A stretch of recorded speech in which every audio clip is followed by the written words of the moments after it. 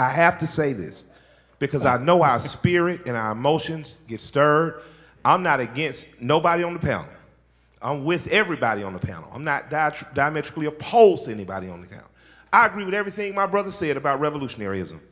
So let me ask you guys a few questions. We're in the South. We're in the heart of the South right now. Who fishes? Who knows how to fish?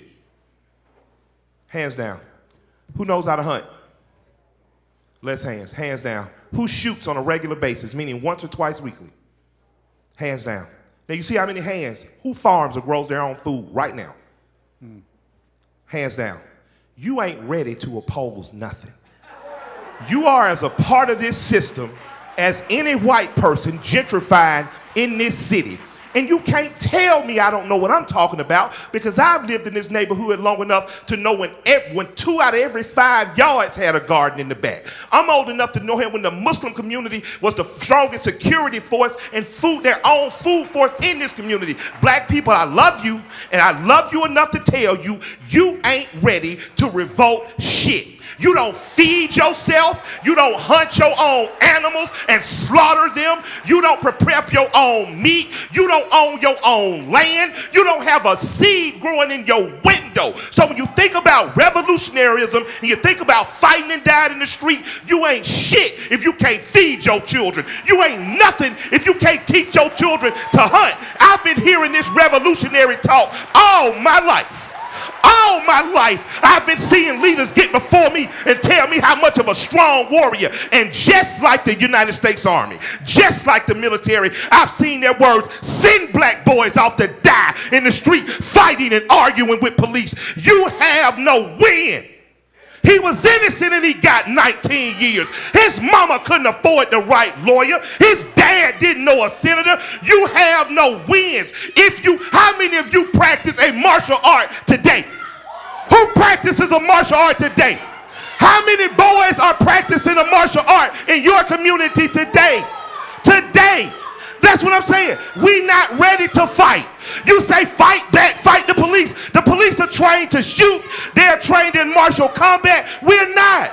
What are we going to do? Now, I'm not saying give up. I'm not saying you can't train yourself. But what I'm saying is if you're not training every week, if you're not shooting every week, if you're not knowing how to grow your own food, arguing with me and arguing with the police ain't going to do nothing. Because if we all leave right now, all leave right now and we got a speeding ticket, we ain't all going to agree not to pay it.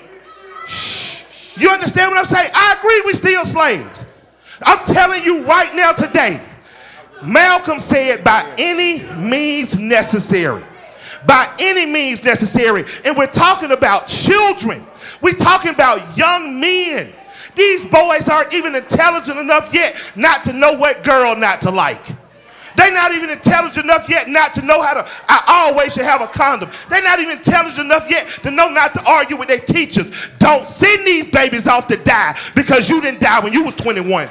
Don't you send these babies off to die because you feel like you missed the 60s and the 70s. I want to see more black attorneys, more black law enforcement. I want to see more black people pooling their money to run their own candidates. I want to see more black police officers that are from the neighborhood, because I'm telling you, they tried to leave one time and they formed Liberia. Look at Liberia now.